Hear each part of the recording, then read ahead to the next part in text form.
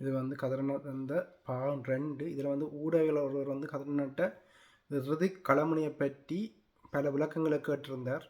நீங்களும் அதை கேட்டு தெளிவுபெற்றுக் கொள்ளுங்கள். இறுதி போர்முனையில் நின்ற இறுதி வரை மே 17 நின்ற ஒரு போராளியின் வாக்கு மூலம் இது. நிச்சயமா இல்லை. இதில் வந்து நீங்கள் இன்றைக்கு ஒரு படத்தை போட்டுருவீங்க, அது இப்போ தான் கவனித்தேன். அந்த படமே வந்து பலருண்ட வாயை வந்து அடைக்கும்னு நம்புகிறேன். அந்த படத்தை விடுதலை புலிகளின் போராட்டத்தை தெரிஞ்சவர்கள் வந்து அந்த படத்தை பார்த்தால் எதிரியானவனே வந்து அஞ்சு நடுங்கிற ஒரு அணியின் படம் தான் நீங்கள் போட்டிருக்கீங்க. அது கூட சிறு வயது படம் என்றதும் அதில் தெரியுது பார்க்கும்போது. மற்றது என்ன, இதில் கீழே ஒரு நண்பர் வந்து ஒரு கேள்வி எழுப்பி இருக்கிறார். அதில் வந்து என்ன கேள்வி என்றால், இறுதியில் போராளிகள் ஏன் குப்பை அடிக்கவில்லை என்பதற்கு தகுந்த விளக்கம் தந்தீர்கள், நன்றி. அந்த கேள்வி பலருக்கு தெளிவை ஏற்படுத்தி இருக்கும். இறுதி களத்தின் சூழ்நிலை எப்படி இருந்தது என்பதை புரிந்தால்தான் அது புரியும் என்றீர்கள். அந்த இறுதி களமுனை சூழ்நிலை தொடர்பில் அறிய ஆவலாக உள்ளது என்ற கேள்வியை தொடுத்திருக்கிறார்களா? கண்டிப்பா அது இந்த இறுதி களமுனைகளை பற்றி நாங்கள் தொடர்ச்சியாக பேசியிருக்கின்றோம் நண்பரே. உங்களோடு நாங்கள் வேண்டுமென்றால் வாட்ஸ்அப் ஊடாக நாங்கள் உரையாடுகின்றோம். எங்களுடைய வாட்ஸ்அப் குழு இருக்கிறது, நாங்கள் அதன் ஊடாக உரையாடுகின்றோம். ஏனென்றால் நாங்கள் அறிந்தும் அறியாமலும் அந்த இறுதி களமுனையை நாங்கள் 7 வருடங்களில் இருந்து உரையாடி எல்லோரும் அதை எடுத்து துஷ்பிரயோகம் செய்து விட்டார்கள். நாங்கள் எங்களுடைய புலம்பெயர்ந்த தேசத்தில் இருக்கின்ற மக்களுக்கு உண்மை விடயங்களை கடத்திவிட வேண்டும் என்று நாங்கள் நினைத்து கடத்தியது அது எங்களுக்கு எப்படி திருப்பி அடித்தது என்று சொன்னால், இந்த மாற்றியக்கத்தில் இருந்த சில புல்லுருவிகள் இந்த தகவல்களை எடுத்து வைத்துவிட்டு தாங்கள் ஏதோ இறுதி களமுனையில் நின்றதுபடி எங்களினுடைய போராளிகளை அவர்கள் விமர்சனம் செய்து கொண்டிருக்கிறார்கள். அதனால்தான் நான் கடந்த பதிவிலும் நான் சொல்லியிருப்பேன் என்னவென்றால், நாங்கள் ஒரு மிக பெரும் பாவம் செய்த மனிதர்களாக நாங்கள் உண்மைகளை பேச வேண்டும் என்று உண்மைகளை பேசி மக்களிடம் கடத்த வேண்டும் என்று சொல்லி இந்த இறுதி களமுனையை பற்றி பேசியே பல புல்லுருவிகள் இதை கையாளுகின்றார்கள். என்ன பார்க்கும்போது ஒரு போராளி ஒரு அணி நின்று அவர்கள் போராடியவர்கள் நின்று கொண்டு செய்து கொண்டிருக்கிறார்கள் என்றால் இவர் மனம் திறந்து அவர்களோடு பேச வேண்டும், தன்னுடைய கருத்தை எடுத்து வைக்க வேண்டும், ஏன் நடத்தக்கூடாது என்று. இது அவர்களுடைய குடும்பத்தில் இருந்து எல்லாத்தையும் சிதறடிக்கின்றபடியால் நாங்கள் அந்த இறுதி களமுனையில் என்ன நடந்தது என்பதை தொடர்ச்சியாக பேசியிருக்கின்றோம். நாங்கள் நேரடியாக, நீங்கள் ஜெர்மனியில் இருந்தால் நேரடியாக சந்தித்தும் நாங்கள் உரையாடலாம். இல்லை நீங்கள் ஜெர்மனியில் இல்லை என்றால் ஜெர்மனுக்கு வருகின்ற போதும் நேரடியாக நாங்கள் உங்களுக்காக அந்த நேரங்களையும் காலங்களையும் ஒதுக்கலாம். நாங்கள் அப்படித்தான் எங்களுடைய பணியை நாங்கள் செய்து கொண்டிருக்கின்றோம். வாட்ஸ்அப்பில் உரையாடுவோம், மன்னித்துக் கொள்ளுங்கள். நன்றி. எல்லாம் இதில் வந்தானே உங்கள்கிட்ட இந்த படத்தை பற்றி மண்டையில் ஓடிக்கொண்டிருக்குது. அதில் வந்து இவ்வளவு நாளும் இதண்ட அந்த அவரது பதில் எழுதியிருக்க புரிகிறது அண்ணா, பதிலுக்கு நன்றி. தலைவர் இறக்கும் போது தலைவரன் எப்போதும் இருக்கும் மெய்ப்பாளர் அங்கே அவர்கள் உடலை ஏன் கண்டுபிடிக்கப்படவில்லை என்ற கேள்வி எழுப்பியிருக்கிறார். நல்ல கேள்வி, இது நல்ல கேள்வி. உங்களுக்கு இப்ப நீங்கள் தமிழ் விடுதலை புலிகளை பற்றி உங்களுக்கு தெரியாது, தெரிந்திருக்கும், நிறைய தெரிந்திருக்கும். ஆனால் உள் விவகாரங்கள் உங்களுக்கு தெரியாது. அப்ப இன்றைக்கு நீங்கள் பாத்தீங்கன்னா செழியனோட ஒரு ஆள் வந்திருப்பார். அவர் வந்து என்ன சொல்றார் என்றால், தான் தேசியத்தலுடைய PA என்று சொல்லிருக்கார். இதைத்தான் நீங்கள் புரிஞ்சு கொள்ள வேண்டும். அப்ப எதிரியானவனுக்கு நான் சொல்ல போகின்ற விடயம், அடுத்த காய் நகர்த்தலுக்கு பாதையை உருவாக்கும். அதான் நாங்கள் திருப்பியும் சொல்லுகின்றோம். நல்ல கேள்வி கேட்கின்றீர்கள். ஆனால் இதையெல்லாம் நாங்கள் உரையாடித்தான் என்று எதிரியானவனுக்கு மிக கச்சிதமான நடவடிக்கை தொடர்ச்சியாக செய்தோம். உரையாடுவோம், பரவாயில்லை. அப்ப இப்படித்தான். அப்ப இந்த இறுதி களமுனையில் நின்றவர்கள் எங்கே என்கின்ற கேள்வி உங்களுக்கு இருக்கும். சுருக்கமாக உங்களுக்கு அந்த களமுனையினுடைய நிலவரத்தை சொல்லுகின்றேன் என்னவென்றால், ஒரு சுமார் ஒரு 800 மீட்டருக்கு உள்பட்ட பிரதேசம் தேசிய தலைவர் அவர்களாலேயே வளைத்து, அதாவது பெருங்கடல் இங்கே கிழக்கு நந்திக்கடலோரம், இங்கே மேற்கு வடக்கு நீங்கள் பார்க்கும்போது அது முல்லைத்தீவினுடைய பிள்ளையார் கோயில் அடி அந்த பகுதிகள் எல்லாம் வரும். இங்க இறங்கினீங்கன்னு சொன்னால் கிழக்கு தெற்கு, அது நாங்கள் 8 பனியடி என்று சொல்லுவோம் அல்லது 6 பனியடி என்று சொல்லுவோம். அந்த இடங்களில் அது என்றால் எங்களுடைய அந்த களமுனைகள் அமைக்கின்ற போது அந்த அப்படி நாங்கள் கோட் இதுகளை வைத்து அந்த இடங்களுக்கு பெயர்களை சூட்டி இது வந்தால் நாங்கள் இதையும் இப்ப எடுத்து உரையாடி கொண்டிருப்பார்கள், பரவாயில்லை. இப்படி இருக்கின்ற போது சுமார் ஒரு 800 மீட்டர் இதற்குரிய ஏற்பாடு ஏற்கனவே செய்யப்பட்டது. அங்கே கண்ணி நடவடிக்கை ஊடாக ஏற்கனவே செய்யப்பட்டது. இந்த நடவடிக்கை அந்த இடத்தில் இருந்து கொண்டு அது இறுதியாக எப்படி என்றால் வளைத்து கிளேமோர் மைன்ஸ் வைக்கப்படுகிறது. இங்கால இருந்து யாரும் போக முடியாது, அங்கால இருந்தும் யாரும் போக முடியாது. அப்ப இந்த 16ஆம் தேதி விடியச்சாமம் 17ஆம் தேதி இராணுவ முற்றுகையை உடைக்கின்றார்கள். இறுதி மேற்கு களமுனையினுடைய அந்த அணியினுடைய உடைத்து அவர்கள் உள்ளால் வந்து கிழக்குக்கு கீழ்கரையோரமாக நந்தி கடலோடு வருகின்றார்கள். இங்கால பகுதியில் வந்தவர்கள் மேற்கு புறமாக அடுத்த படையடி அதற்கு அந்த இடத்தில் நிற்கிறார். இவர்கள் என்னென்றால் எல்லாமே 17ஆம் தேதி விடியச்சாமம் அந்த வளர்ச்சி அவர்களுடைய டாங்கிகளும் அவர்களும் வந்து அப்படியே நிலையை எடுத்துக்கொண்டு என்ன செய்கின்றார்கள், கிட்டத்தட்ட ஒரு பெரும் நாட்டுக்கு செலவழிக்க வேண்டிய விமானங்களும் எறிகணைகளும் பல்குழல்களும் அந்த இடத்தை நோக்கியே அடித்துக் கொண்டிருக்கின்றார்கள். ஏனென்றால் இதை துல்லியமாக அவர்கள் பண்டு மூலம் காட்சியை எடுத்து இந்த பகுதிக்குள் மட்டும்தான் இறுதியானவர்கள் இருக்கின்றார்கள் என்கின்ற அந்த கணக்கில் அவர்கள் அந்த இடத்தை அடித்து தூக்கு நூறாக உடைக்கின்றார்கள். அப்ப எங்களுக்கு தொடர்புகள் இருக்கிறது. அப்ப இந்த தொடர்பு துண்டிக்கப்படுகிறது. 10 இருந்து 11 மணிக்குள் ஒவ்வொரு தொடர்புகள் வந்து எதுக்குமே அற்று போகிறது. எங்க கொமாண்ட் என்பது அற்று போகிறது. இந்த கொமாண்ட் அடிப்படையில் அற்று போகின்றதை வைத்துக் கொண்டுதான் நீங்கள் களமுனையினுடைய ஆய்வுகளையும் களமுனையினுடைய நடவடிக்கைகளையும் நீங்கள் விசாரிக்க வேண்டிய தேவை உங்களுக்கு இருக்கும். பிறர் சொல்லுகின்றார்கள் என்பதல்ல, இது எல்லா மக்களுக்கும் தெரியும். 17ஆம் தேதி வரை நின்ற மக்கள் எல்லோருக்கும், இறுதியாக நின்ற போராளிகள், அதாவது பாலத்தை தாண்டி நின்ற மக்களுக்கும் பாலத்தை தாண்டி நின்ற போராளிகளுக்கும் அதற்குள் நின்றவர்களுக்கும் தெரியும். ஏனென்றால் அப்படி கொண்டு வந்து கொட்டுகின்ற போதே எல்லா மக்களும் பெரும் ஆச்சரியங்களாக நின்றார்கள், விரைத்து போய் நின்றார்கள். எல்லா மக்களும் என்ன நடக்கிறது என்பதை தெரியாமல் ஒரு குறிப்பிட்ட பிரதேசத்திற்குள் ஏற்கனவே அது துல்லியமாக வீடியோக்கள் எடுக்கப்பட்டுத்தான் அந்த நடவடிக்கை மேற்கொண்டது. தேசிய தலைவர் அவர்களும் எங்களுடைய அந்த அந்த இறுதி களமுனையினுடைய வடிவ அமைப்பின் போதும் எல்லோருமே அங்கே நின்றார்கள். அப்ப அந்த இடத்தில் உங்களுக்கு தெரியும், ஒரு செல் விழுந்தாலே ஒரு கிணறு தோண்டும் அளவிற்கு அது புதைந்து தீரும், அது உங்களுக்கு தெரியும். ஆனால் இந்த அங்கேக்கணி நடவடிக்கை ஊடாக தேசிய தலைவர் அவர்கள் அவர்களினுடைய தியாகம் என்பது அது வேறொரு வரலாற்றை நாங்கள் பேச வேண்டிய தேவை இருக்கிறது. உங்களுக்கு இறுதியாக இந்த களமுனையினுடைய அந்த இறுதி தகமையை நாங்கள் உங்களுக்கு சொல்லுகின்றோம், அவ்வளவுதான். அந்த 16ஆம் தேதி 17ஆம் தேதி விடியச்சாமம் காலையில் எல்லாம் முடிகிறது. எல்லோருடைய தொடரும் துண்டிக்கப்படுகிறது. இதுதான் நிஜம். அப்படி இதையும் நூறி நின்றார்கள் என்றால் நீங்கள் அவர்களிடம் இறுதி களமுனையினுடைய நாங்கள் எங்களுடைய களமுனையில் 2 கோட் எங்களுக்கு தரப்பட்டது. இறுதி களமுனையினுடைய வடிவ கோட் வந்து 2. ஒன்று, நாங்கள் களமுனையை விடுபடுகின்றோம் என்றால் அதனுடன் நாங்கள் தெரியப்படுத்த வேண்டும். அதை வைத்திருக்க வேண்டும் என்றால் நாங்கள் அதை சரியாக வைத்திருக்கின்றோம் என்று 2 கோட்பாட்டுகள் இருந்தது. இதைவிட தேசிய தலைவர் அவர்கள் 2008 அதாவது 2007 தமிழ் செல்வண்ணா அவர்களினுடைய மரணத்துக்கு பின் எங்களுடைய மிக பெரும் தளபதி எங்களுடைய அன்புக்குரிய அண்ணா பால்ராஜ் அண்ணா அவர்களால் இந்த அங்கேக்கணி நடவடிக்கை ஒழுங்கு செய்யப்பட்டவர் சொர்ணம் அண்ணா, பால்ராஜ் அண்ணா போன்ற மிக முக்கியமான தலைவர்களால் இது ஒழுங்கமைக்கப்பட்ட இந்த அங்கேக்கணி நடவடிக்கையின் ஊடாக தேசிய தலைவருக்கு என்றே தொடர்பகம் இருந்தது. இங்கே உங்களுக்கு ஒரு நபரை சொல்லுவார்கள். இப்ப உதாரணமாக நீங்கள் பார்த்தீர்கள் என்றால் ஒன்று வள்ளுவனுடைய பெயரை யாராவது சொல்லலாம், அல்லது சோர்ணனுடைய பெயரை யாராவது சொல்லலாம், இல்லாட்டி அன்புண்ட பேரை யாராவது சொல்லுவிடும், இல்லாட்டி செங்கோவண்ட பேரை கூட யாராவது சொல்றதுக்கு வாய்ப்பு இருக்கு. அப்ப இப்படிதான். இல்லாட்டி வண்ணண்ட பேரை கூட சொல்ல, இல்லாட்டி வானவண்ட பேரை கூட யாரும் சொல்றதுக்கு வாய்ப்பு இருக்கு. அப்ப உங்களுக்கு பேருகளை யாராவது சொல்ல, இவர்கள் தான் தொடர்பு. அது இல்லை, அது நிஜம் அல்ல. 8ஆம் மாதம் தேசிய தலைவர் அவருக்கென்றே ஒரு பேரின் ஊடாகவே தொடர்பு இருந்தது எல்லோருக்கும்.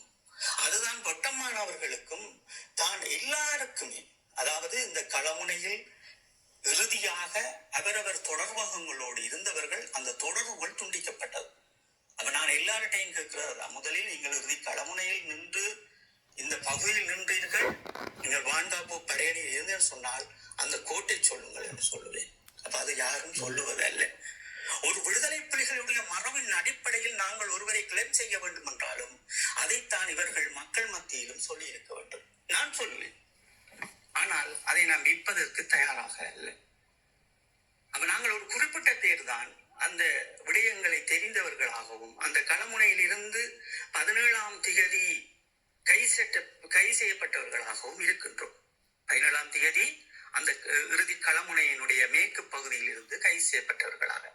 அப்ப இவர்கள் போராளியாக நின்றிருப்பார்கள். நாங்கள் நின்றிருக்க மாட்டார்கள் என்று நான் சொல்ல மாட்டேன். அது மிக பெரும் தவறு. அதை நான் சொல்லவில்லை. நான் என்ன சொல்லுகின்றேன் என்றால், இதையும் சொல்லுங்கள், மக்களிடம் சொல்லுங்கள். தேசிய தலைவர் அவர்கள் இந்த அழைப்பின் பேரில் நின்றார் தொடர்பகம். இந்த தொடர்பு இத்தனை மணிக்கு துண்டிக்கப்பட்டது.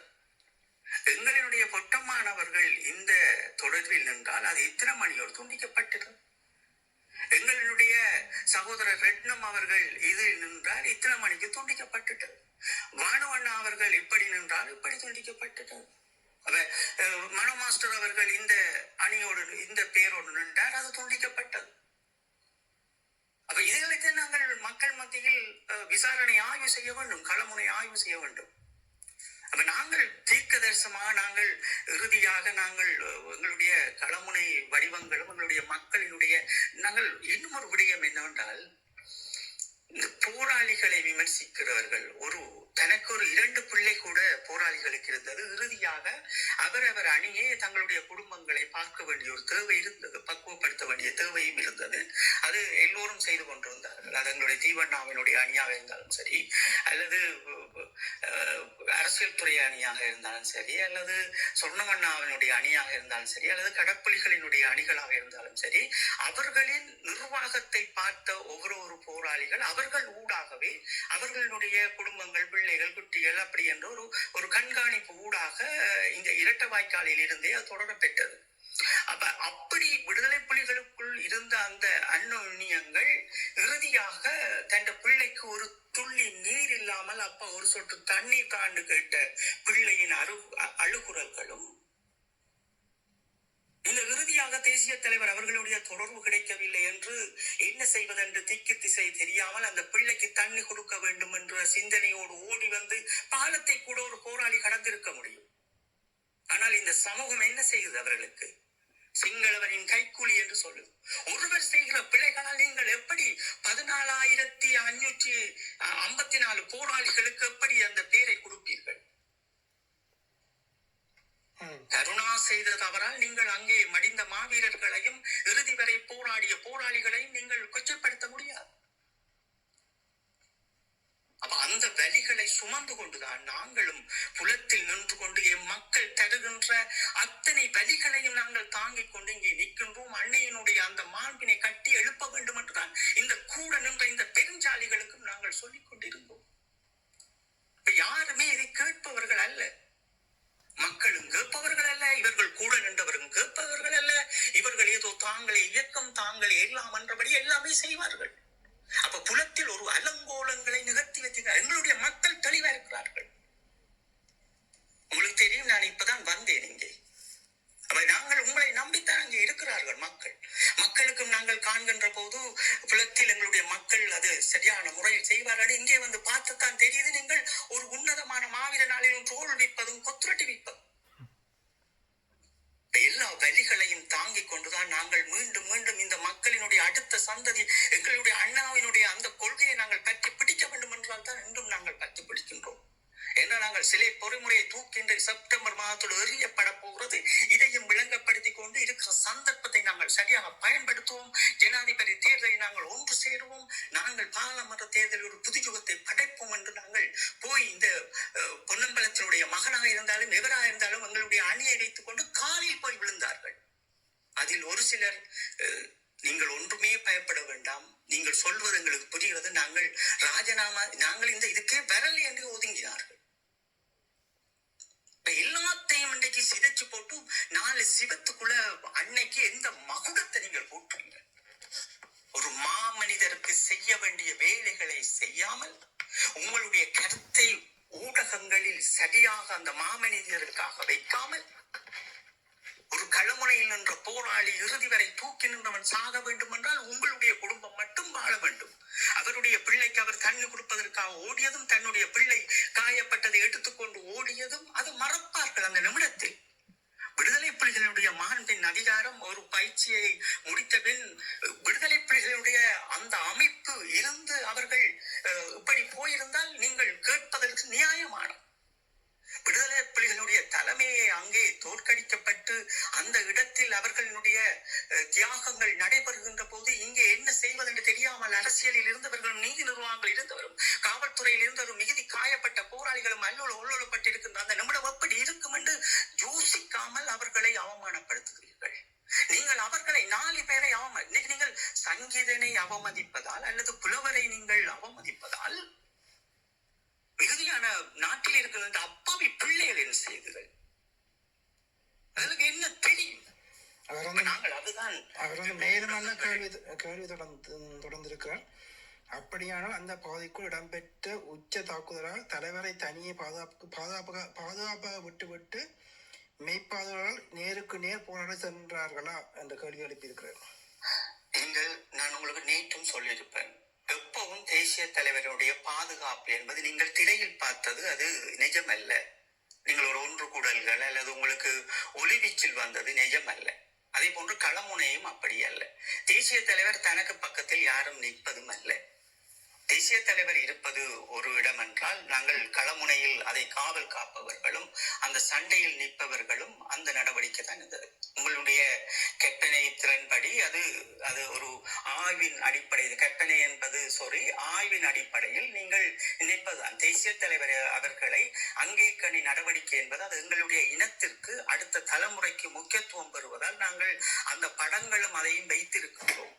அது ஒரு இளைய சமூகத்திடம் இருந்து அது ஒரு புதுயுகம் உருவாகின்ற போது அது அவர்கள் கையில் கொடுக்கப்படும். இது இப்படித்தான் உருவாக்கப்படுகிறது, இதை நீங்கள் இப்படி எங்களுடைய இனம் இதை செய்யலாம் என்று என்றால் அதையும் தோற்கடிப்பார்கள். அப்ப அதுதான் நாங்கள் அதனுடைய படங்களை நாங்கள் இன்னும் வெளியிடாமல் இருக்கின்றோம்.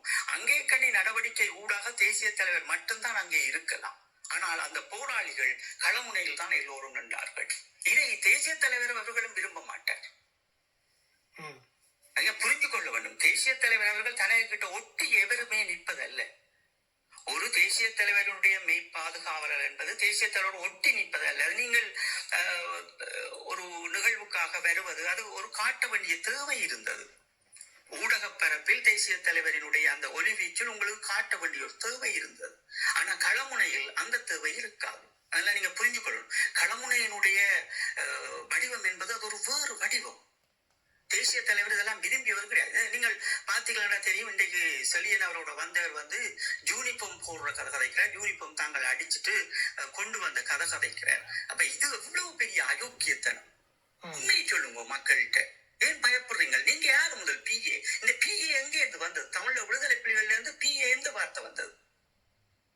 எந்த எந்த எந்த விடுதலை புலிகளோட ஏட்டுல பிஏ என்று வந்திருக்கு? அண்ணா அப்படி எங்க வச்சிருந்தது? யாரு வச்சு? இப்பதான் இப்ப இந்த ஒரு 2 வருஷமா தான் பிஏ இதுல முக்கியமா நீங்கள் இவர்கள் என்னென்றால் இப்ப பிஏ என்ற வார்த்தையெல்லாம் இவர்களாக இந்த சிங்கள தேசத்தினுடைய அனுசரணைகளோடு வந்த வார்த்தைகள் தான் இந்த பிஏ என்கிற வார்த்தையெல்லாம். நாங்கள் அதை தெளிவா புரிஞ்சு கொள்வோம். அப்ப இவர்கள் போராளிகள் அங்கே நின்றவர்கள் என்றால் நீங்கள் போராளிகள் உங்களுக்கு தெரிந்த உங்களினுடைய குடும்பத்தில் அல்லது உங்களுடைய அயல் மக்களினுடைய விவரங்கள், போராளி விவரங்களை நீங்கள் ஆய்வின் பிரகாரம் சேகரியுங்கள். ஒரு கிராம அலுவலரிடம் போனீர்கள் என்றால் எத்தனை போராளி புனர்வாழ்வு பெற்று வந்திருக்கிறார், எத்தனை போராளி வீரச்சார்ஜிகாண்ட பயிலே உங்கள்கிட்ட தருவார். நீங்க ஆய்வு செய்தே அதே விடலாமே, அதே மக்கள்கிட்ட கொடுத்துருக்கலாமே. உங்களுக்கு இந்த அறிவு இல்லை.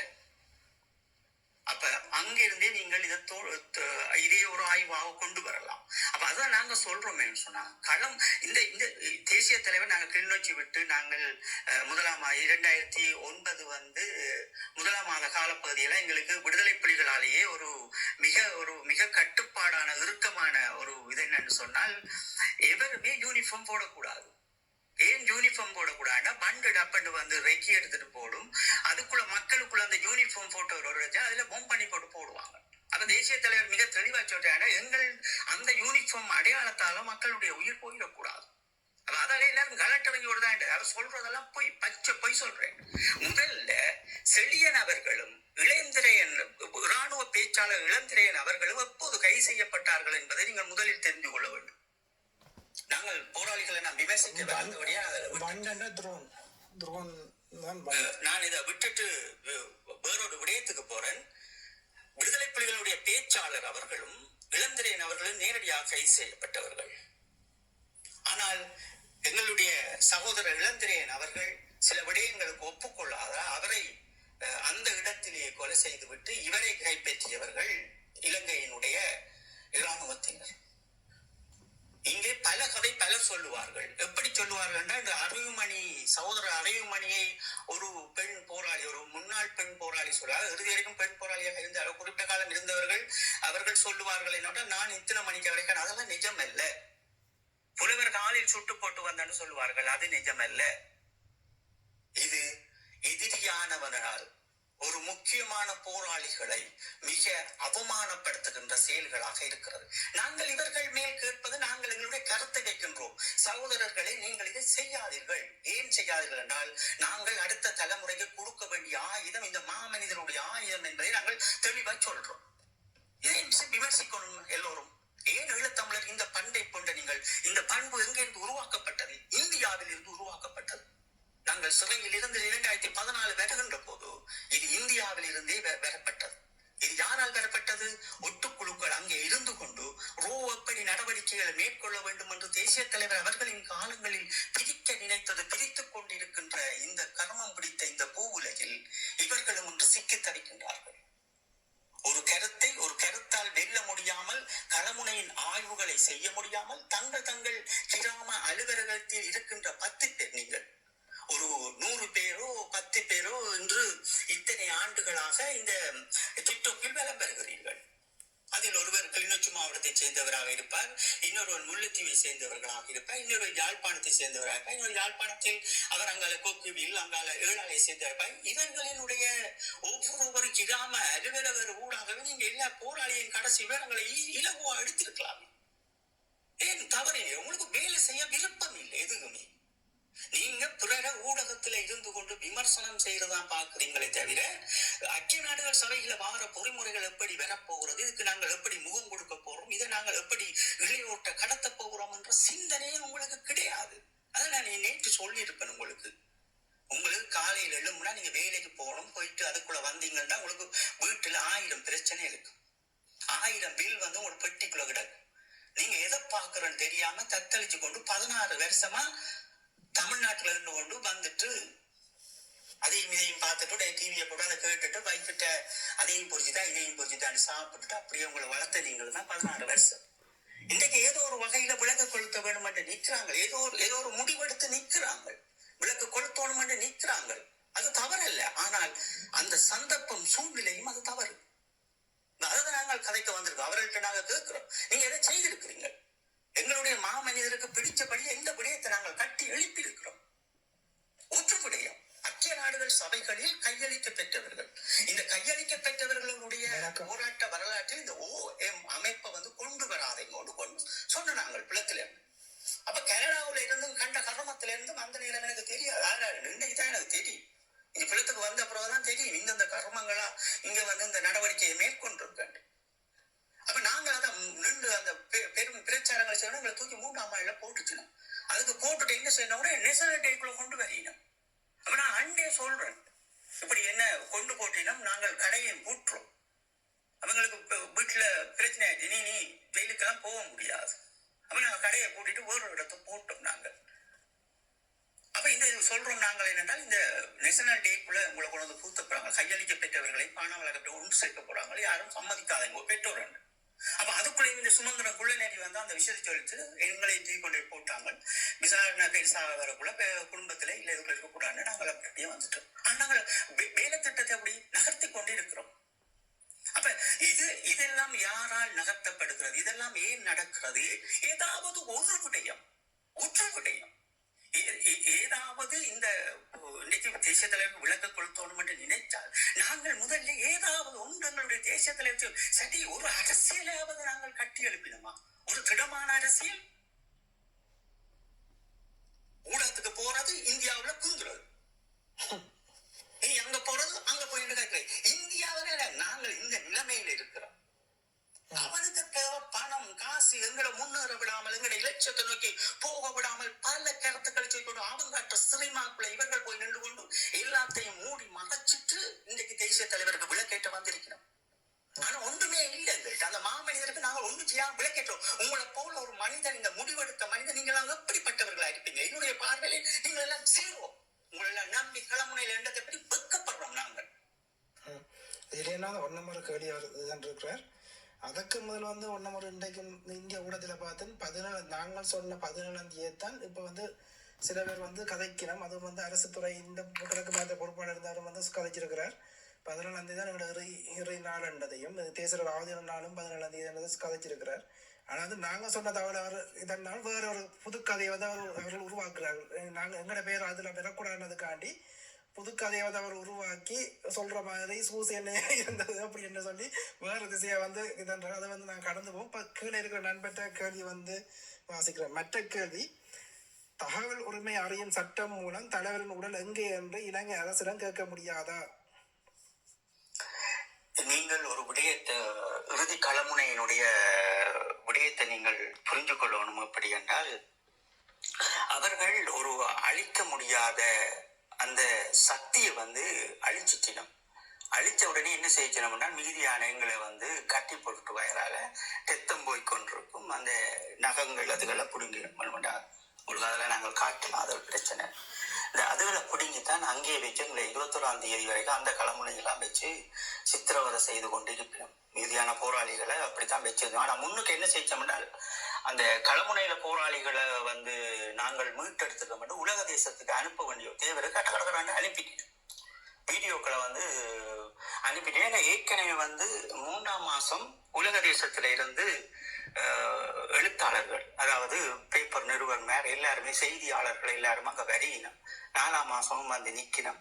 அந்தந்த இடங்கள்ல வந்து ஒரு விடயங்களை வந்து செய்து கொண்டு இருக்கணும். அப்ப இந்த நடவடிக்கை தான் நீங்கள் அதை ஒழுங்குபடுத்தினா உங்களுக்கு தெரியும். மக்களை கொண்டு போய் எவ்வளவு விரைவாக அங்கே வந்து கடைகளையும் வைத்து அங்கே ஒரு நடமாடும் பேங்குகளை எல்லாம் உருவாக்கினாலே இது திட்டமிடல். அப்ப இந்த திட்டமிடலுக்கு உள்தான் இந்த விடயம் இருக்கிறது. அப்படி என்றால் எங்களுடைய மாமனிதர் சொன்ன விடயம், அந்த சொன்ன விடய அந்த மாமனிதர் உங்களுக்கு ஒரு செய்தியை சொன்னார். அந்த செய்தியை நீங்கள் எல்லோரும் மறுதளித்தீர்கள். அந்த செய்தியை உடைத்து நொறுக்க வேண்டும் என்று அவர்கள் உடன் கையாண்டுட்டார்கள். நீங்கள் இதைத்தான் நீங்க புரிஞ்சு கொள்ளும். நீங்கள் புரிந்து கொள்ள வேண்டிய விடயங்கள் வந்து ஈழத்தமிழர் எப்பவும் எனக்கு உங்களை எல்லாம் பார்க்கும்போது சில விடயங்கள் எனக்கே புரியாமல் இருக்கும். ஏனென்றால் இந்த அண்ணா ஒரு செய்தியை சொல்லுகின்றார்.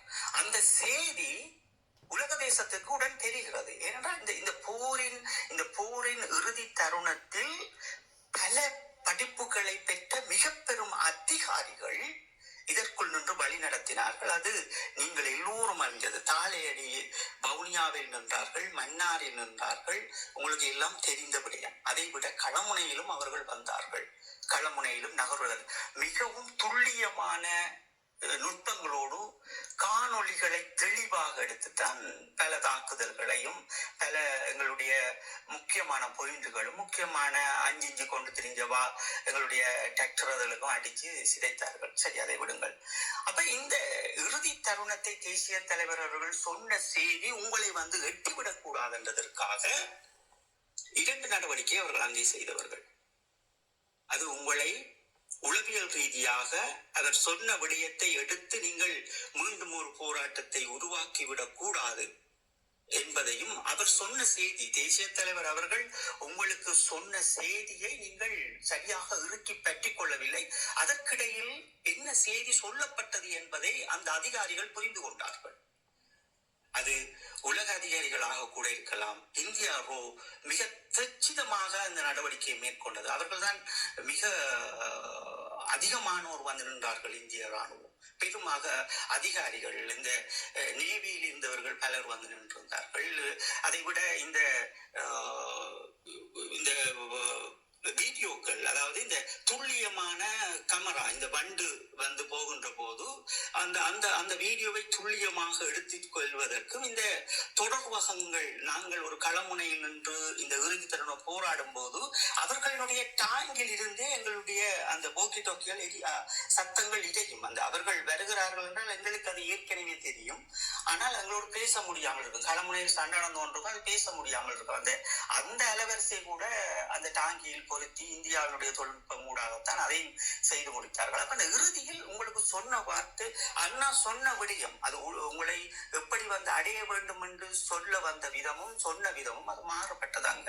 அப்ப அதனால் உங்களுக்கு எதுவுமே தரமாட்டார்கள். இதற்கு ஒரு சர்டிபிகேட்டோ அல்லது எதுவும் தரமாட்டாங்க. ஏன் தருவார்கள்? நீங்க டெண்டுடையத்தை புரிஞ்சு கொள்ளுங்க. உங்களுக்கு 16 ஆண்டுகள் கழிஞ்சிட்டு தோசமும் இல்லை மானமும் இல்லை. இங்க ஒருவருக்கும் ஏற்றுக்கொள்ளுங்கள். நீங்கள் தோசமும் இல்லை மானமும் இல்லை. என்றால் 2 விடயம்.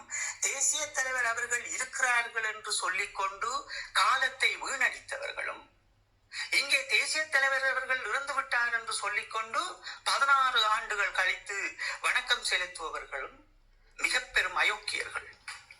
ஒன்று, அந்த செய்தி புரிந்தவர்கள் உடன் மக்களுக்கு தெரியப்படுத்தி அன்றை செய்திருக்க வேண்டும். இரண்டாவது, தேசிய தலைவர் அவர்கள் வருவார் என்று நினைத்தவர்கள் ஒரு அழகான தேசத்தை படைப்பதற்காக, தன் தலைவன் வந்து காற்றுக்கொள்வான் என்பதற்காக அந்த தேசத்தை கட்டியெழுப்பியிருக்க வேண்டும். ஊடகங்களில் இருந்து எங்களினுடைய மாண்புகளை சிதைப்பதபடியும் எங்களுடைய தமிழை கொச்சைப்படுத்துவதன் அடிப்படையிலுமே எங்களுடைய சமூகம் இந்த 2 விடயங்களையும் உளவியல் ரீதியாக ஒரு போர் நடந்த இடத்திலிருந்து துடைத்தெறிய வேண்டும் என்பது உலக தேசத்தினுடைய அஜெண்டாவை இன்று வரை எல்லோரும் செய்து கொண்டிருக்கின்றோம் ஈழத்தமிழர்கள். அப்ப இன்று வந்து நாங்கள் போராளிகளிடம் கேட்க முடியாது, நீ பக்கத்தில் நின்றையோ என்றால் களமுனையில் பக்கத்தில் யாரு நிற்பதல்ல. ஒவ்வொரு போராளியும் பக்கத்தில், அதில் நீங்கள் களமுனையில் பார்ப்பது அது அல்ல. களமுனை என்பது அது ஒரு வேறொரு யுகம். நீங்கள் அட்டிகள் நின்று யாரும் நாங்கள் போராடுவதில்லை. எங்களுக்கு ஒரு ரேஞ்ச் இருக்கு, ஒரு மீட்டர் இருக்குது. அது தேசிய தலைவரில் இருந்து நின்ற போராளிகளும் அப்படித்தான். அப்ப களமுனையை அமைத்து நின்றவர்களும் அப்படித்தான். ஒரு வீடு இருக்குது என்றால் நாங்கள் கண்டிப்பாக ஒரு 4 சிவர தேவை, எங்களுக்கு வளைத்து வேலி தேவை, 4 வேலி. இதற்கு அணியை சார்ந்தவர்கள் நிற்பார்கள், தேசிய தலைவருடைய மெய்ப்பாளர்கள் அதற்கு பிறகு நிற்பார்கள். அப்ப இதையெல்லாம் தாண்டி உடைத்து நொறுக்கி இறுதியில் சொல்லப்பட்ட செய்தி, அது எங்களை நொறுக்க வேண்டியவர்களும் அடித்து சிதைத்திருப்ப வேண்டியதும் உங்களை திசை திருப்பி விட்டார்கள்.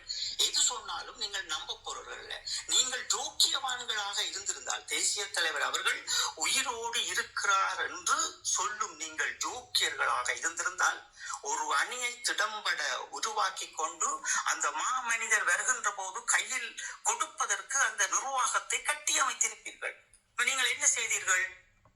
விடுதலை புலிகள் இறுதியாக போர் நடக்கிறது, மக்களே பணந்தாருங்கள் என்று வேண்டி அந்த மக்களும் லோனுகளை எடுத்து கொடுத்த பிறகு விடுதலை புலிகள் சொல்லிவிட்டார்கள், பணத்தை திருப்பி கொடுங்கள். நீங்கள் யார் கொடுத்தீர்கள்? நீங்கள் நினைக்கிறீர்கள் கண்ணகி சாபம் போட்டால் தான் பலிக்கும் என்று. அது ஆத்மா சாபம் போட்டாலும் பலிக்கும். நீங்க எத்தனை குடும்பம் பிரிஞ்சிருக்கிறது என்பதை நாங்கள் கண்கூடா வந்து பார்த்துட்டோம். அப்ப ஒரு நிர்வாகத்தை கட்டி எழுப்ப தெரியாதவர்கள் அந்த விடுதலை புலிகளின் மகனங்களில் என்று தங்களை ஒரு பெரிய மனிதர்களாக காட்டிக்கொண்டு கடைகளும் ஆரம்பரம் மகளுந்திலும் வீடுகளும் வாசல்களும் வேண்டி இருப்பவர்களும் உங்களுக்கு பல கதைகள் சொல்லுவார்கள். அப்ப ஏற்கனவே ஒரு 20% அஜெண்டாவில் தமிழர்களை அழித்துக் கொண்டிருக்கிற ஒட்டுண்ணிகளும், இங்கே மாற்றியக்கத்தில் இருந்த ஒட்டுண்ணிகளும் பாவம் இந்த நிஜமான தேசியத்தை நோக்கி இந்த மடிந்த மாவீரர்களின் எண்ணங்களை சுமந்து, எங்களினுடைய தலைமகன் அவர்களுடைய எண்ணங்களை சுமந்து நிற்பவர்கள் அடித்து நொறுக்கப்படுவார்கள். சொன்னாங்க என்றால் 20% நீங்கள் இருந்தாலும் அது ஒரு வரலாற்றை கட்டி எழுப்பிவிட்டு தலைவருக்கு என்னெல்லாம் பிடிக்குமோ உங்கள் சக்திக்கு முடிந்த அளவு அவர் வரைக்கும் போய் நிற்போம். அதற்கு பிறகு அதை ஒரு எழுச்சிகரமாக எங்களுடைய வடக்கு கிழக்கு என்கின்ற போது அது ஒரு மிக பெரும் எழுச்சியாக நாங்கள் அடுத்த தலைமுறையின் ஆயுதத்தை பிரயோகிக்க வேண்டும் என்பதை சொல்லி வளர்க்க வேண்டும். இது உனக்கு இருக்கிற ஆயுதம். இந்த ஆயுதத்தை நீ வெளியில் எடுக்கின்ற போது அது பெரும் யுகமாக மாற வேண்டும் ஈழத்தமிழருக்கு என்று சொல்லி வளர்க்க வேண்டும். ஆமாம், அதில் வந்து அது என்னென்னா அந்த செய்தி என்ன தேசியர் வந்து சொன்ன அந்த செய்தி என்ன தெரியாதவர்கள் தெரிந்து கொள்வார்கள் சொன்னால் எதிர்கால சந்தையினர் முன்னெடுத்து செல்லவா அந்த மாவீர உரையில் சொன்ன மாதிரி எதிர்கால அந்த அதை இல்லை நீங்கள் அதை தெளிவுபடுத்துங்கண்ணா. இப்ப தேசிய தலைவர் அவர்களினுடைய எண்ணக்கருக்களை நீங்கள் ஏற்கனவே அவர் மாவீர நாள்ல உங்களுக்கு சொல்லியிருந்தாலும் நீங்க 16 வருடங்களை வந்து வீணடிச்சிட்டீங்கள். இனியாவது நீங்கள் அவர் சொன்ன செய்தி, நான் இந்த மண்ணோடு என் இலட்சியத்தோடு நான் மடிகிறேன், என்னை நீங்கள் பார்த்து கொள்ள வேண்டும், நான் தான் என்பதை நீங்கள் புரிந்து கொள்ள வேண்டும், யாரும் சொல்வதை நீங்கள் நம்பக்கூடாது, எவனான படை நகர்த்துகின்றவன் ஒரு பெரும் ஆய்வாளராக இருந்தாலும் அந்த விடுதலை புலிகளினுடைய மௌனவிப்பு அந்த நிமிடம் அதாவது அந்த நிலப்பரப்பை கை சேர்க்கின்ற போது நிலை குலைவான் என்பது ஏற்கனவே தேசிய தலைவர் அவர்களுக்கு தெரியும். அந்த நிலை குலையும் முன் தன்னுடைய படங்கள் எல்லாம் வெளியாகும் என்பதும் அவருக்கு தெரியும். அப்ப வெளியாகிய காணொளிகள் அத்தனையும் நீக்கிவிட்டு ஒரு சில படங்கள் அங்கங்கே கிடைக்கப்பெறும். உண்மையான தேசிய தலைவரினுடைய படங்கள் அந்த காணொளிகளை எல்லாம் இலங்கை இராணுவம் நீக்கிவிட்டது. சரியா, நீங்கள் புரிந்து கொள்ள வேண்டும். அது உங்களை இருப்பது போன்ற மாயக்குள் வைத்திருந்தால் தான் நீங்கள் அடுத்த கட்டம் போராட மாட்டீர்கள் என்பது இது இந்தியாவினுடைய இலங்கை புலனாய்வு அதிகாரிகளினுடைய மிக பெரும் திட்டம். இன்னைக்கு வந்திருக்கிற இந்த PA என்று சொல்லப்படுகின்ற வார்த்தைக்குரியவர்களுடைய திட்டங்கள் புரிந்து கொள்வோம் நீங்கள். அப்ப உங்களை நோக்கி தேசிய தலைவர் சொல்லுகின்றார் என்னவென்றால், என்னை நீங்கள் நம்பாமல் இலட்சியத்தை எடுத்து செல்லுங்கள். இலட்சியத்தை எடுத்து செல்ல வேண்டும் என்கின்ற போதுதான் நீங்கள் எல்லோரும் ஓடி போய் தமிழ்நாட்டில் நின்றீர்கள். அப்படி எங்கே உங்களுக்கு பொறி வைக்கப்பட்டது என்றால், ஈழத்தமிழர்களுக்காக உருவாக்கப்பட்ட அந்த நாம் தமிழர் கட்சி, அந்த நாம் தமிழர் கட்சிக்காக நீங்கள் இங்கே இருந்து அனுப்பிய பணம், எங்களுடைய மக்கள் கம்பி வேலைக்குள் அடைக்கப்பட்டு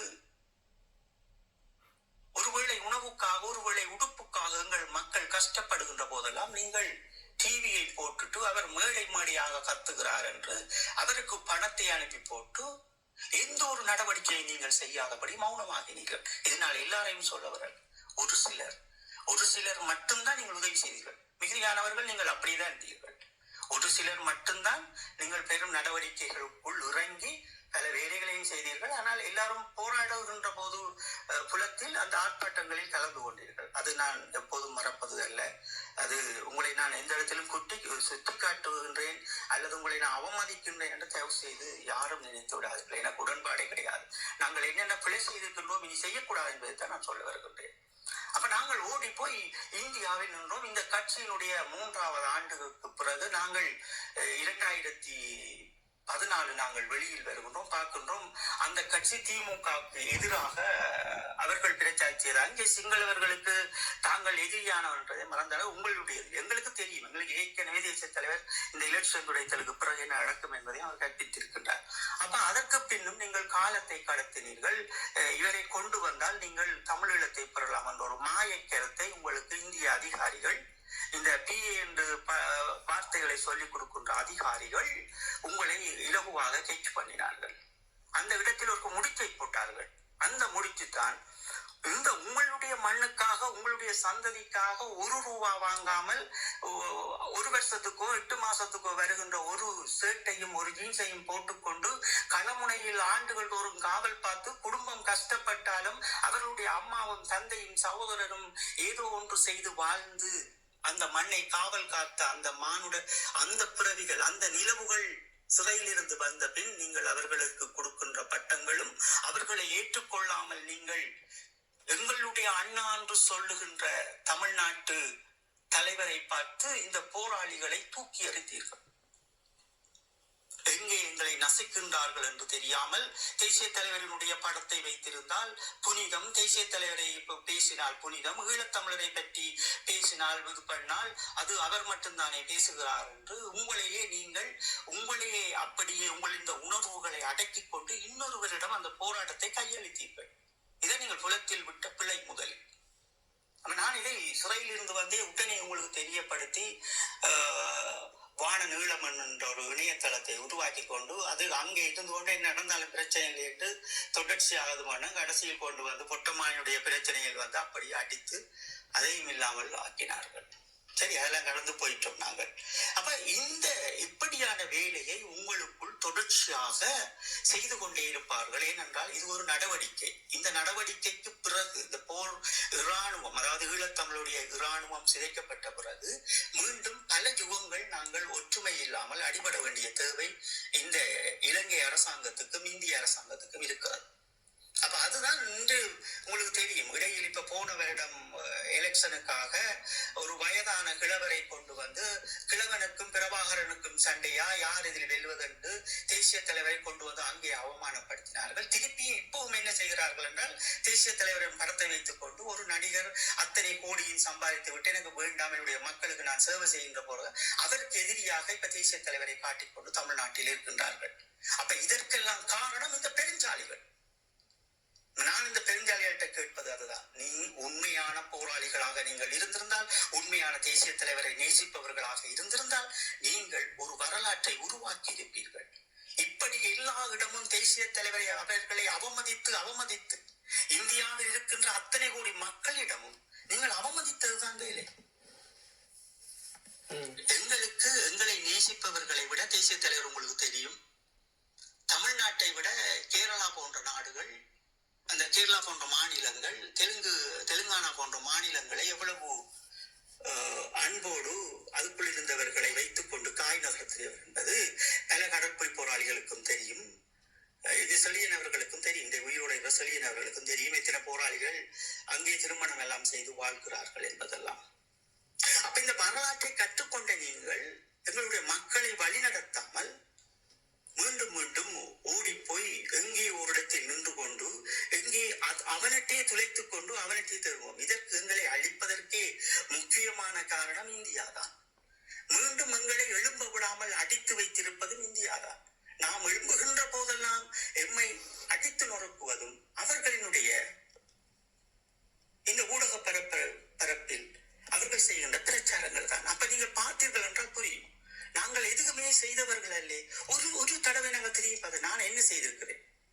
போர் முடிந்த ஒரு தனி மனிதன், ஒரு ஈழத்தினுடைய தனி மனிதன் 17ஆம் தேதிக்கு பிறகு நான் என்ன செய்திருக்கிறேன். அதே போன்று போராளிகள், சிறையை விட்டு வந்தவர்கள், நீங்க ஜோதிச்சு பாருங்கள். இந்த போராளிகளை எல்லாம் பேசுறீங்கள். இந்த சிறையில் இருந்து படிப்படியாக வந்த போராளிகள், ஒரு தலைமையின் கீழ் இருந்தவர்கள் எல்லாமே அவர்களுக்கு அந்த வீடுதான். ஒரு நிராயுத பாணியாக வந்து நின்றார்கள். ஒரு புது உலகம். எங்கு பார்த்தாலும் இராணுவத்தினுடைய சீருடை, அவர்களுடைய போலீஸ், தங்களை அண்ணாண்டு கூப்பிட யாரும் அல்ல, தங்களுடைய குடும்பமும் அந்த கிராமத்தில் இருக்கின்ற மக்களை தவிர யாரும் அல்ல, அவர்களுடைய தலைவர் இல்லாத ஒரு பூமி. எவ்வளவு வலிகளை சுமந்திருப்பார்கள். அவர்கள் இந்த நிகழ்வு செய்வதால் அவர்களை நீங்கள் இவ்வளவுக்கு அவமானப்படுத்துவது இது மிக பெரும் தவறு. நீங்கள் தேசிய தலைவர் அவர்களுக்கு செய்கிறது தயவுசெய்து நீங்க புரிந்து கொள்ளுங்கள். அவர்கள் எதுவும் செய்ய வேண்டும் என்று நினைக்கின்றார்கள். ஆனால் உங்களுடைய கருத்தை வெல்லுங்கள். அவர்களையும் சேர்த்துக் கொண்டு நாங்கள் பயணிக்க வேண்டிய தேவை இருக்கிறது. அவர்களும் எங்களுடைய சிந்தனையோடு இருந்தாலும் யாரோ அவர்களையும் வழி நடத்துகின்றார்கள், அல்லது யாரோ அவர்களையும் அதற்குள் அழைத்து செல்லுகின்றார்கள். அவர்களுக்கும் இந்த விளக்கேற்றலுக்கு பின் நிச்சயமாக அவர்களுக்கு தெரியும். இந்த விளக்கேற்றலுக்கு பின் நாங்கள் எங்களுடைய தேசிய தலைவருடைய எழுச்சியை மௌனவிக்க போகின்றோம் என்றது அவருக்கு தெரியும். ஒரு தமிழரும் ஒற்றுமையாக இல்லை, ஒற்றுமைப்படுத்த முடியாது, இது ஒரு ஆயுதம் இருக்கும் என்பதை இவர்கள் ஏன் சிந்திக்கவில்லை என்பதுதான் எனக்கு வேதனைக்குரிய விடயமாக நான் பார்க்கின்றேன். அதே போன்று இந்த புலத்தில் வாழ்கின்ற அனைத்து மக்களிடம் கதிராகிய நான் கேட்பது, எங்களுடைய தேசிய தலைவர் அவர்கள், எங்களுடைய மேதகு அவர்கள், எங்களுடைய தலைமகன் அவர்களுடைய நினைவு நாள் என்பது அது ஈழத்தமிழர்களுடைய எழுச்சியாக இருக்க வேண்டும். நாம் தேசிய தலைவர் அவர்களுக்கு பிடித்தபடி ஏதோ ஒரு விடயத்தை நாம் செய்து சாதித்த பின்னே அந்த மனிதனுடைய மிக பெரும் எழுச்சியை நாம் அடுத்த தலைமுறையில் ஆயுதமாக பயன்படுத்த அடுத்த தலைமுறையை நாம் தயாராக்க வேண்டுவோம் என்ற நம்பிக்கையோடும் அந்த சத்தியத்தோடும் மாவீரர்களின் ஆஸ்வாதங்களோடும் இன்று கேட்டிருந்த அனைவருக்கும் நாங்கள் நன்றியை சொல்லிக்கொண்டு இன்று நான் விடைபெறுகின்றேன். தம்பிகள், எதிரியா இருந்தாலும் போர் விதிமுறை என்று ஒன்று உள்ளதல்லவா? உடலை கவலைப்படுத்தியது தொடர்பில் யாரும் பேசுவதில்லை, ஏன்?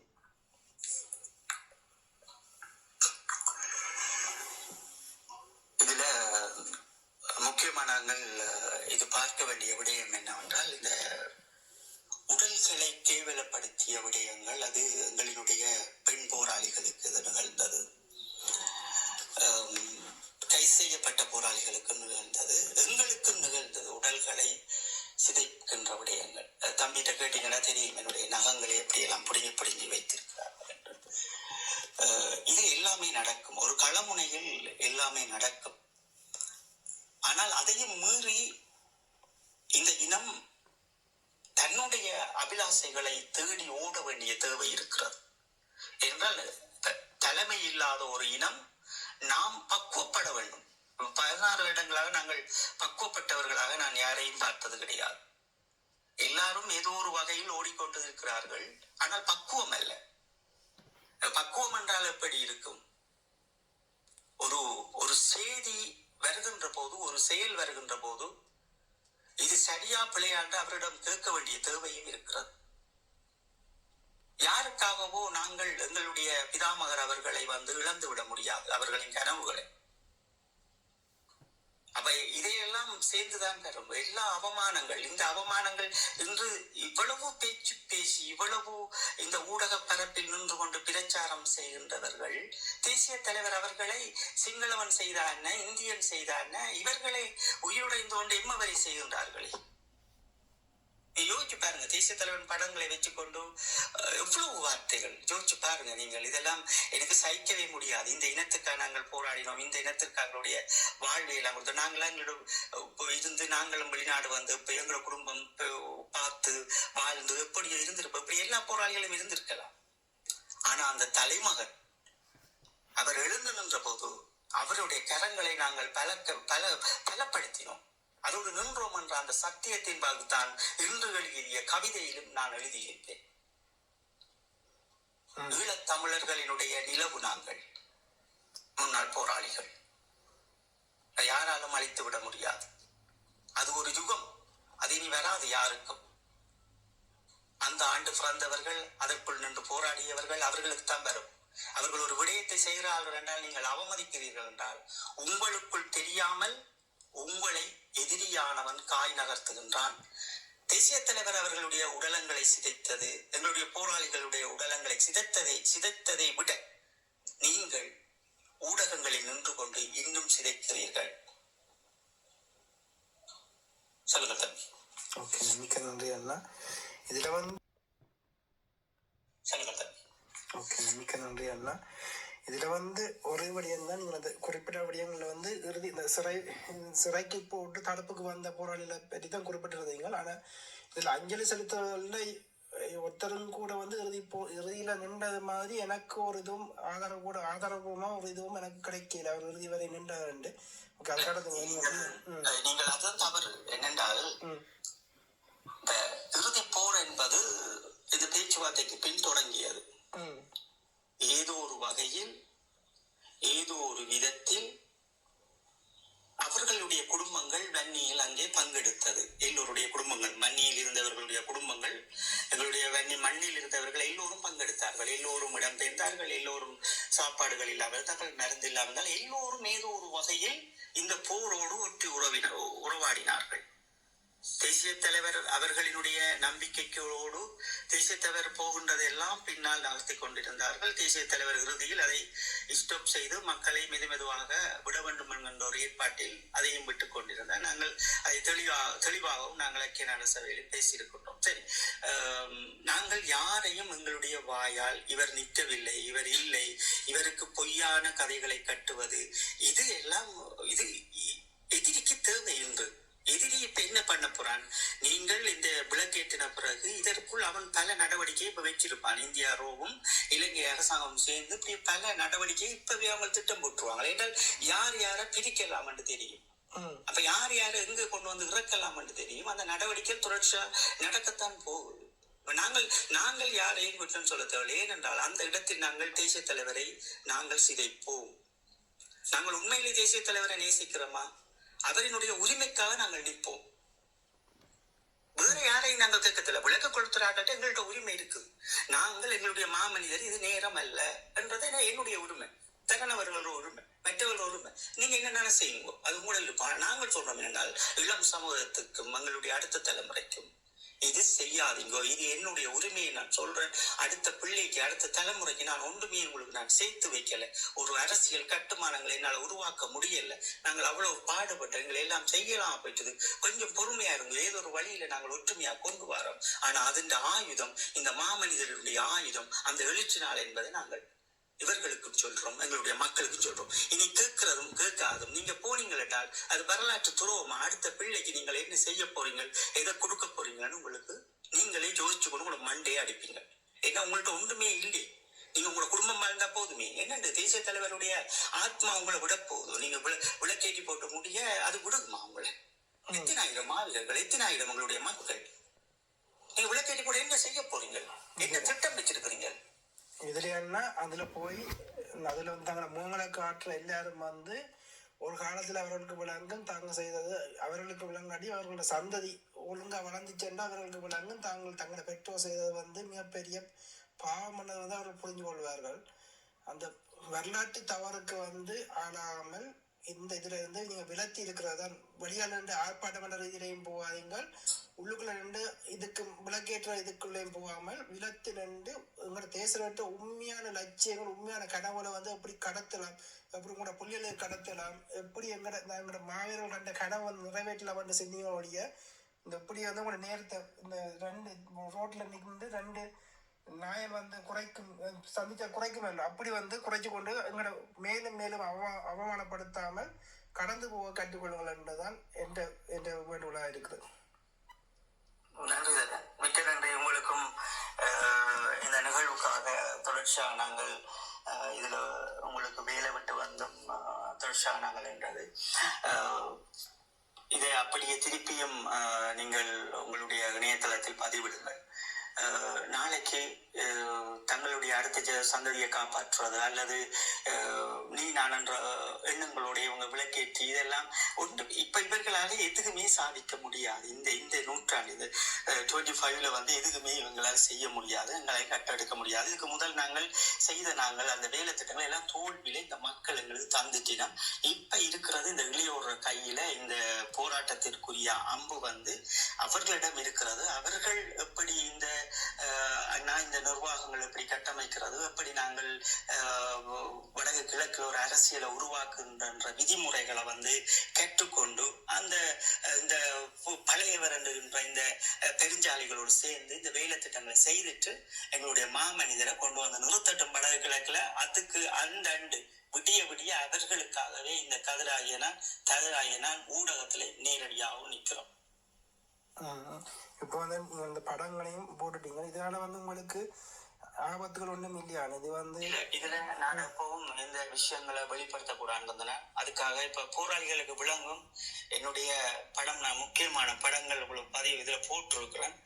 நான் எந்த அணியா இருப்பேன்னு உங்களால் ஓரளவு ஊகிக்க முடியும். அதை விட என்னுடைய தேசிய தலைவரோட நிற்கிற படங்களை நான் வெளியிட்டிருக்கேன் என்றால் இது ஒரு நம்பிக்கைக்குரிய விடயமாக நான் உங்களுக்கு கண்டிப்பா சொல்ல வேண்டிய தேவை இருக்குது. என்னுடைய புலம்பெயர் தேசத்தில் இருக்கிற மக்களுக்கு நான் சொல்ல வேண்டிய தேவை இருக்குது. என்றால் நான் வெளியில வந்தேன்னா என்னால் மீண்டும் இந்த நாடு இலங்கையிட்ட கையளிச்சா கூட நான் மீண்டும் என்னுடைய இதுல வர முடியாது. புரிஞ்சு கொள்ளுங்க, நாங்கள் உங்களை நான் சந்திக்க மாட்டேன் நான் சொன்னதே கிடையாது. நாங்கள் சந்திச்சு கொண்டுதான் இருக்கிறோம். மக்களையும் இளையோர்களையும் உங்களையும் நாங்கள் சந்திக்க விரும்பினா நீங்க தகவல்களை ஆட்சிகர்மல்ல சந்திச்சு கொள்ளலாம். நான் ஆரன்றதுக்காக நான் இந்த படங்களை போட்டிருக்கிறேன். நீங்க புரிஞ்சு கொள்ளுங்க, இது ஒரு மிக பெரும் ஒரு எங்களுடைய ஈழத்தமிழர்களினுடைய அடுத்த கட்டத்துக்கு நாங்கள் நகர வேண்டிய நாங்கள் தேங்கி நிற்பதற்குரிய வேலையை புலத்தில் இருக்கிற இந்த மக்கள் தயவு செய்கிறாங்க. 16 வருஷமா நீங்க செய்தது போதும். இதை மட்டும் கேட்டுட்டு நீங்கள் அடுத்த கட்டம் என்னென்ன நடவடிக்கை நடக்குது, எப்படி நாங்கள் ஒன்று சேர்றது, எப்படி ஒரு அரசியலை நாங்கள் உருவாக்குறது, எப்படி புலத்துல நாங்கள் ஒன்று கூடல்களை எப்படி கலந்து ஆலோசிக்கிறோம், எப்படி அதை கடத்துறோம் என்ற விடயங்களை நாங்கள் தொடர்ச்சியா பேச போறோம். தொடர்ச்சியா எங்களோட இணைஞ்சிருங்கோம். நீங்க அதில் வர மாட்டீங்க, எங்களுக்கு தெரியும். நீங்கள் ஈகோ என்ற இருக்கும் வரைக்கும் நீங்கள் யாரும் வர மாட்டீங்க. நான் உங்களோட இதுவரைக்கும் தரங்கனான எதிர்த்தது இந்த தமிழ்நாட்டு அரசியலும் புலம்பெயர் தேசத்துல நீங்க வீர வணக்கம் சொல்ற விஷயம் மட்டும் அது உங்களுக்கு உங்களோட மனச்சாட்சி சொல்லும். தன்னோட களமுனை இருந்த போராளிகளுக்கு ஒன்றும் செய்யாம நீங்க இங்க செய்யப்பட அவர்களோட மனம் குமுறும் என்னது உங்களுக்கு தெரியும். எல்லாமே உங்களுக்கு புரியும். இதையெல்லாம் புரிந்து கொள்ள நீங்கள் எங்கேயும் புரிந்து கொள்வீங்கள்.